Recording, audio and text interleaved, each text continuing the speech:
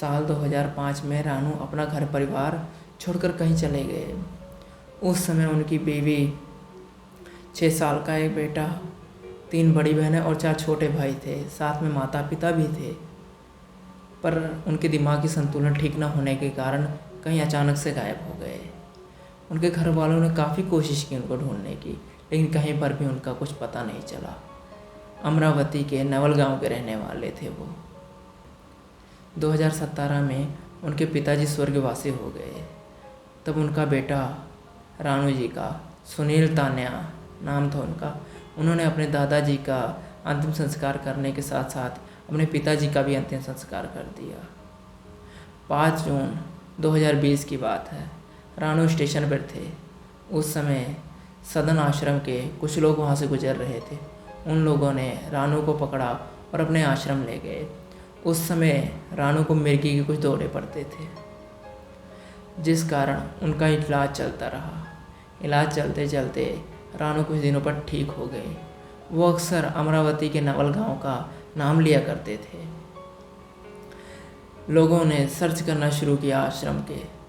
फिर उन्होंने पता करने पर पता चला अमरावती के एक जगह पर कई मोबाइल वालों के लोकेशन निकालने पर मोबाइल शॉप की लोकेशन निकली। कुछ मोबाइल शॉप पर कांटेक्ट किया और उनको इनके नाम का पता बताया कि इनका नाम रानू है और इनकी कुछ तस्वीरें भी भेजी गईं।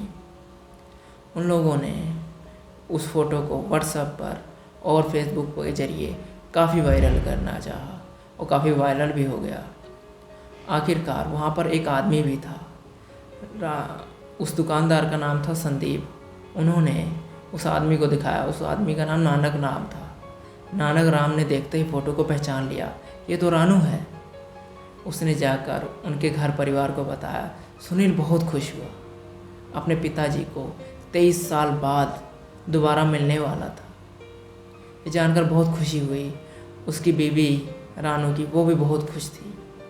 आखिरकार वो अमरावती से चलकर ग्वालियर पहुँचे। सुनील जब अपने पिताजी से मिले तो काफ़ी खुश हुए और खुशी के मारे उनके आंसू रुक ही नहीं रहे थे। और साथ में उनकी बीवी रानू की, वो भी बहुत खुश थी। आखिरकार घर परिवार उनका फिर दोबारा जुड़ गया। पूरा भरा हुआ परिवार फिर इकट्ठे रहने लगे। उसके बेटे ने बताया कहा कि हमने पिताजी को कहाँ कहाँ नहीं ढूंढा। उस समय महज मेरी 6 साल की उम्र थी।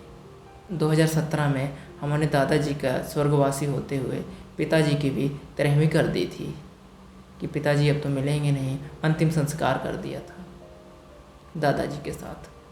लेकिन भगवान की दुआ से हमें हमारे पिताजी मिल गए, हमें और कुछ नहीं चाहिए, ऐसा कहने लगा उनका बेटा। आखिरकार उनका परिवार बहुत खुश हुआ और आज उनका परिवार उनके साथ है। आपको ये वीडियो कैसी लगी और ये सच्ची घटना आपको कैसी लगी सुनने में? अगर अच्छी लगी हो तो वीडियो को लाइक और चैनल को सब्सक्राइब कर देना। फिर मिलेंगे किसी नई वीडियो पर।